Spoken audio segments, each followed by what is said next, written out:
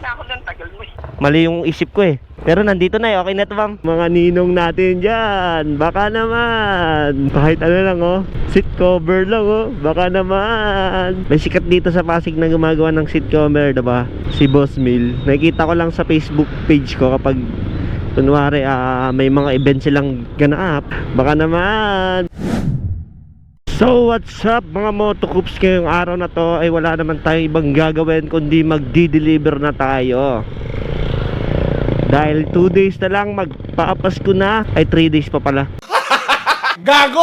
Medyo advance ako So bali mga motocoops, nakakuha tayo ng booking dito sa ating lugar. Pasig to Pasig lang to, bali back to back. Pupunta natin na pangalawa is Taytay na yon, pero nakalagay sa Lalamove is Pasig. Well, ganun talaga minsan pag boundary, di ba? Di maintindihan. Bali shipping fee nito is 255, malaking malaki, kaya kinuha ko na agad kahit natutulog pa lang ako.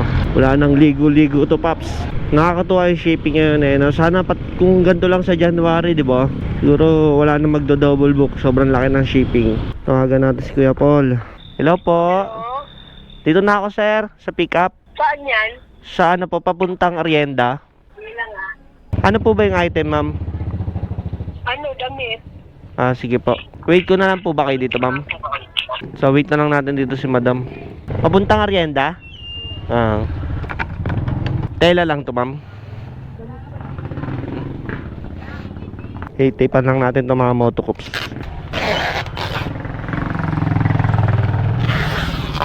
Tapos dito na lang sa harapan yan. Aray ko. Okay lang po, okay lang. Dapat hindi naman nilagay mo doon, tapos nilagay mo doon. Kaya nga no, mali yung isip ko eh. Pero nandito na eh, okay na to ma'am. Sabi, malapit lang. Mali ako eh. Dapat pala dito ko na lang nilagay ma'am no, Oo, tapos yung nilogo. para hindi nag-tape. Sayang yung tape. Pero okay lang ma'am. Thank you po. Tinuruan ako ni ma'am, mali yung ginawa ko. Yung mga ninong natin dyan. So yun na mga motocoops, malapit na yung Pasko. Yung mga ninong natin dyan, baka naman. Kahit ano lang oh, seat cover lang oh, baka naman. May sikat dito sa Pasig na gumagawa ng seat cover, diba? Si Boss Mill. Nakikita ko lang sa Facebook page ko kapag kunwari may mga event silang ganap. Baka naman, Boss Mill, papanood mo tong video na to kahit seat cover lang. Mention nyo nga si Boss Mill dito pops. Di ako kilala dun mga motocoops kasi syempre baguhan lang tayo. Pero siya kilala ko kasi napapanood namin siya ng kaibigan ko. May kaibigan din kasi ako nagmamotovlog. Bali kasabayan ko lang siya sa pagiging motovlogger. Napapanood namin yun kay Boss Mill. Sa Rosario yun I think, yung gawa ng mga upuan na magaganda. Isang seat cover lang ngayong Pasko. Sheesh! Sayang yung clip mga motocoops, hindi pala naka-video yung kanina. Biniro ko pa naman kanina si ma'am, sabi ko ma'am pahingi ako tip.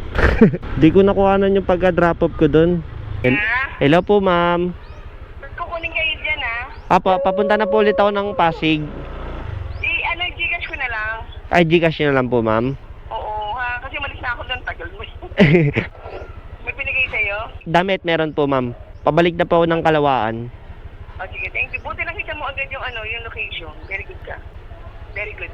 Well done. Bibigyan mo naman daw ako tip eh. Joke. Oh, sure. Yun. Sige po ma'am. Ito yung number. Bye-bye. Thank you po ma'am. Ito yung naano ko ma'am, number din. Okay, rin. Merry Christmas din po ma'am. Okay, thank you. Very good tayo ni ma'am Shi. Advance Merry Christmas ma'am. Bibigyan niya daw ako tip. Pa? Hindi ko po alam ito eh. Lakas umulan, biglang umulan na naman. Uwi na lang ako. Sapat na yung deliver na to. Bayad na lang. Apo, binayaran na po. Thank you ma'am. Bigyan pa ako ng tip eh. Ayos ha. Ingat. Okay na po. Salamat po. Merry Christmas ma'am. Merry Christmas. Ingat sa pagbiyahe.